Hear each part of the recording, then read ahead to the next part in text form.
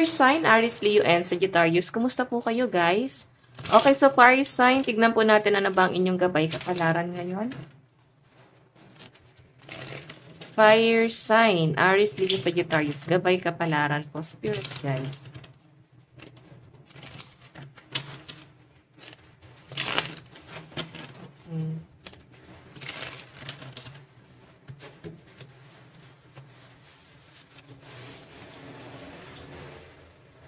Okay, actually guys, ito ha, maaring may nanliligaw ba sa inyo? Maaring itong taong to ay may history, no? Pwedeng nagkaroon siya ng third party dati or pwedeng itong taong to guys, cheater talaga siya.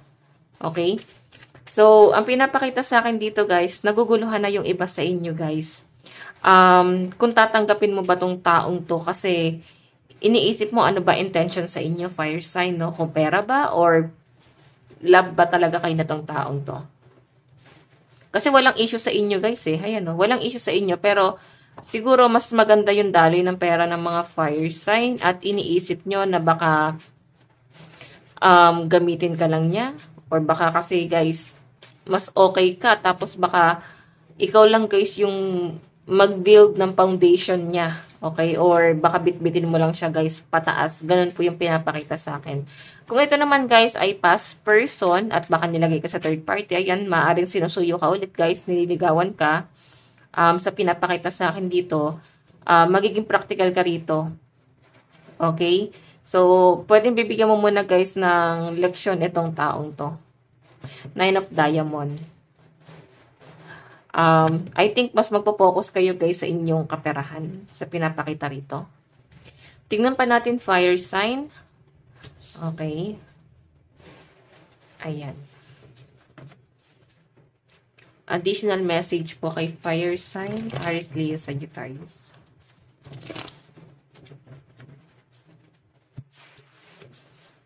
May nakikita rin ako dito guys, no? Maaring ikaw, baka meron kang makaalitan dahil sa pera. Or baka nati-trigger ka, baka meron kang inaayos, pwedeng sa bank account mo, or baka meron kang ipaprocess. Okay? Pwedeng nagkaroon din guys ng delay pagdating sa mga transaction. Fire sign.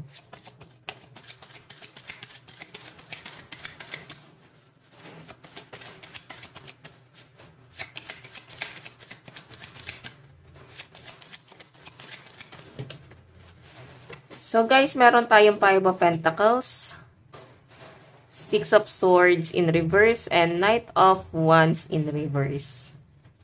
Diba? Mas worry po ang mga fire sign pagdating sa kanilang pera. Ayan, napipressure nga kayo guys. May opportunity naman sa nakikita ko dito. Ayan, may chance pa naman guys para makaalis ka dun sa sitwasyon mo. Pero sa pinapakita sa akin dito, fire sign, wala kang ginagawa. Yung nag-emote ka rito, oh. Okay? Nakaalis ka na guys dun sa mga negative na nangyari. Parang sinasabi dito, nakaalis ka na dun sa negative na yon, sa taong yon, sa nagpasakit sa inyo. Pero guys, bakit parang napapaisip pa rin kayo? Ayan, no? Four of Swords. Siguro guys, ialis nyo na guys yung sarili mo dun sa problema. Huwag mo nang hayaan na ma-involve ka pa guys sa problema ng ibang tao. Kumbaga, parang dapat hindi ka nga guys nadadamay pa eh. Kumbaga, hayaan nyo na sila guys na mag-ayos ng problema nila. Okay, may nakikita rin ako dito guys. Maring meron din kayong ayusin ng mga documents. Possible, no? Ayan. Yung iba naman dito guys na nakaisip na parang mag-relocate or lumipat ng bahay. Parang bigla guys magbabago yung isip nyo. Or kung may travel kayo, biglang magbabago, no? Yung iba sa inyo may naantay ba kayong schedule? Possible guys na may naantay kayong biyahe, pero maaring magkakaroon guys ng pagbabago doon. Okay, makaka-feel ka guys ng disappointment dyan sa bagay na yan. Okay, so tignan pa natin guys. Okay. Pagdating sa inyong love life, ayan, ingat po tayo, no?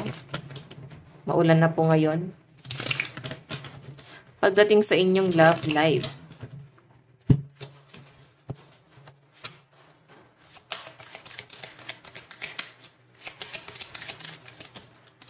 so, meron tayong perseverance, challenge, endurement, resolution. So, ito guys, nakikita ko mukhang sinusubo ka talaga ngayon. Pagdating sa love life mo, ilalagay ka dun sa pinakakomplikadong sitwasyon. Siguro, ito ay challenge para sa inyo para malaman kung kaya mo na bang i-handle yung love life mo. Or, pwede kasi guys, kaya nangyayari siya. Siguro, ang weakness mo talaga is yung love. Okay, diyan ka mas sinusubok kasi tinitignan kung ikaw ay distracted pa rin. Okay, distracted ka pa rin ba sa mga nagaganap sa buhay nyo? Or makaka-apekto ba tong love life mo sa malaking calling na paparating sa inyo, guys? Tignan mo, hinahanda ka eh. So, I think, guys, may malaking calling para sa inyo. Siguro, ikaw ay magiging coach. Pwede kasi, guys, na ito, magiging talent mo rin, no? Kung paano ka, guys, parang based on your experience, may isi-share mo rin, guys, sa ibang tao, yung pinagdaanan mo. Dahil nga, guys, sa knowledge mo, maraming tao, guys, ang umiidolo sa inyo. So, ayan, baka kayo ay writer. Okay? Or pwedeng coach, advisor, ganyan. Tignan natin, guys. Pagdating naman sa inyong kaperahan.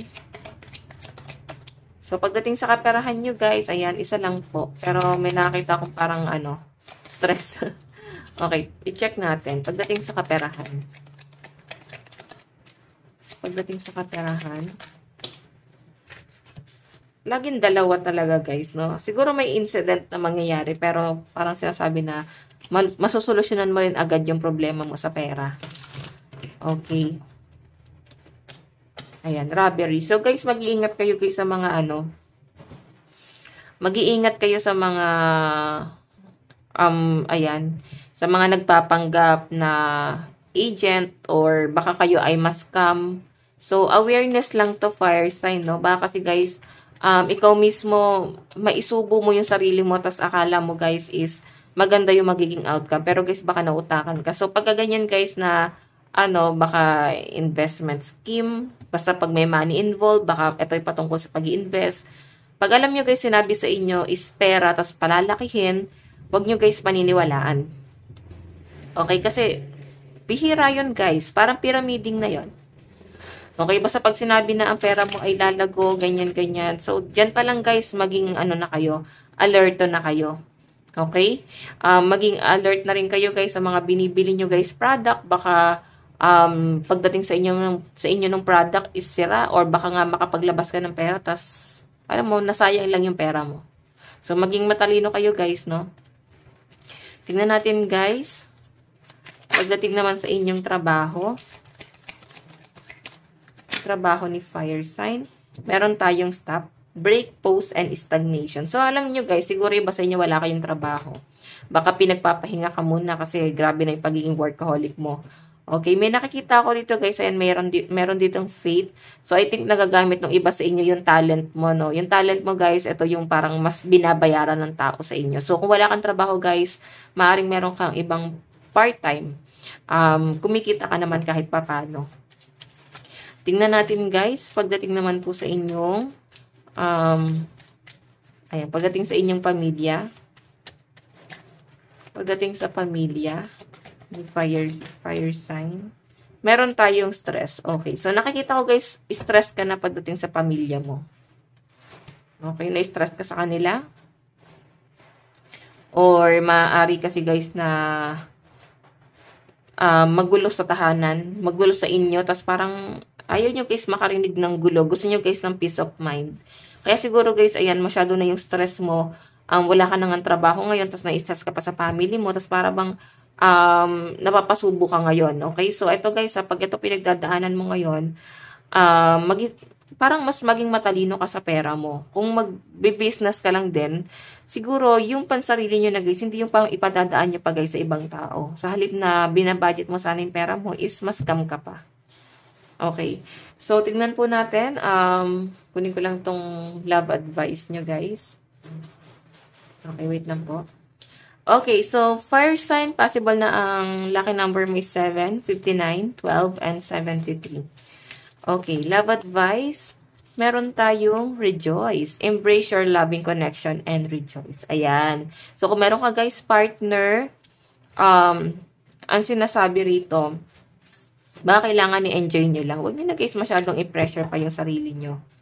Enjoy lang. Huwag na masyadong mag-overthink. Yung puro doubt dito sa connection na to. Kasi baka talagang hindi siya guys mag-work. Okay? So, focus na lang muna guys sa inyong sa relationship, no? Kumbaga, ito yung mas i-improve nyo. I-improve nyo pa. Okay. So, tingnan natin guys ano ba ang inyong advice. Okay.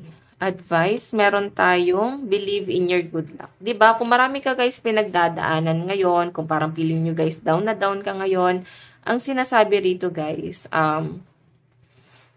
magtiwala ka sa swerte mo kasi may swerte naman talaga sa mga fire sign. Maaring negative thinker lang talaga iba sa inyo. Kung bakit guys, naharangan ng negative yung mga positive na paparating sana. So, ayan. Ingat na lang kayo guys sa ganito or lumayo na lang din kayo kasi may nakita akong robbery. Okay? So, fire sign, na to lang po ang inyong reading. Maraming salamat po. Bye-bye.